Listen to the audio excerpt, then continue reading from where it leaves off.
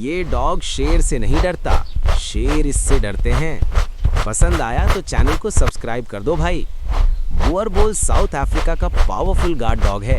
इसका वेट 70 से 90 किलो तक होता है। ये ओरिजिनली फार्म्स को लायंस और वाइल्ड एनिमल्स से प्रोटेक्ट करने के लिए यूज होता था। इसकी बॉडी मैसिव, चेस्ट हैवी और बाइट फोर्स बहुत स्ट्रांग होती है।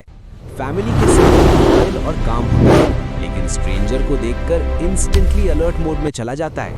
ये घर के बाहर खड़ा हो, क्या कोई अंदर आ सकता है?